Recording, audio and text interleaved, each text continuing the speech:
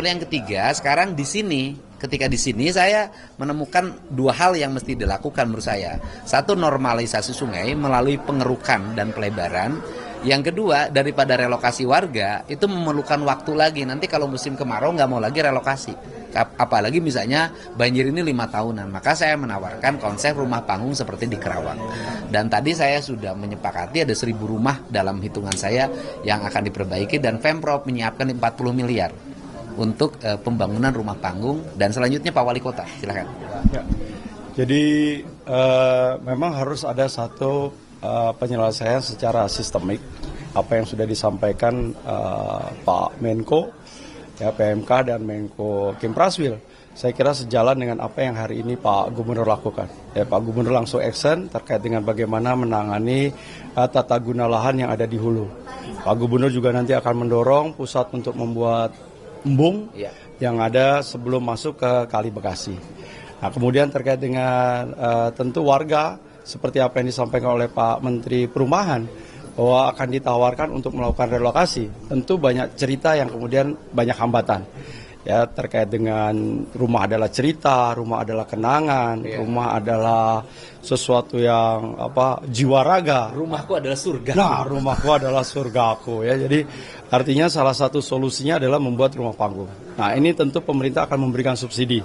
Tadi konsepnya Pak Gubernur adalah kita akan membangunkan rumah itu gelagarnya sampai 2,5 meter.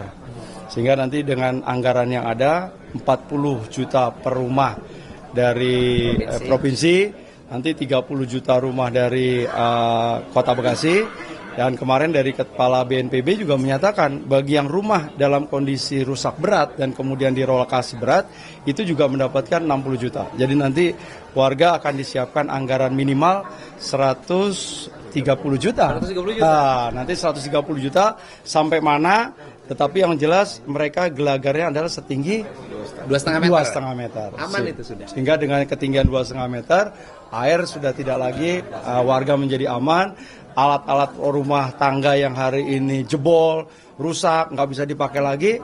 Kalau berada di lantai 2,5, mereka akan lebih sejahtera. Dan tidak terjadi itu tadi orang miskin yang baru, kemudian bertambah lagi mungkin nanti ada orang miskin ekstrim hanya karena kemudian setiap 5 tahun harus mengalami banjir. Ya, belum lagi itu tadi rasa ketakutan, kecemasan, itu saya kira sesuatu yang tidak bisa dibayar. Itu mulai kapan programnya itu? Bisa minggu depan.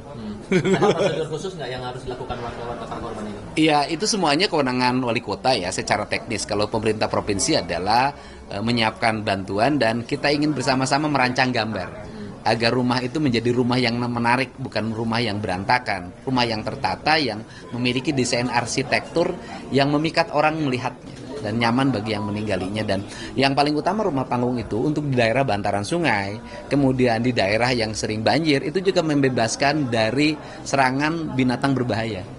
Jadi prioritasnya di Jati Asih yang jadi... Ya, prioritas di PGP. Ya, nanti kita lihat PGP, target kita adalah 1.000 rumah. Tentu nanti aparatur yang akan kemudian mendata mana yang kemudian prioritas. Karena di beberapa lokasi kan juga sudah ada yang lantai 2, ada yang lantai 3. Nah, nanti mungkin kita sesuaikan dengan prioritas terkait dengan kebutuhan yang ada di lapangan. Untuk pengerukan sungai gimana? Pengerukan sungai bisa. Ini kita nanti diskusi, kita lihat secara teknis. Ya bisa minggu depan kita bisa mulai. Pengerukan sungai itu kan tinggal ngerahin alat berat aja. Nanti kita koordinasikan semua. Ini kan bencana ya. Bencana ya harus kita mengambil tindakan-tindakan yang nyata, terukur dan cepat. Ya. Ditambah lagi kan ini kan baru ada nih bencana di Sukabumi juga nih bencana. Oh iya.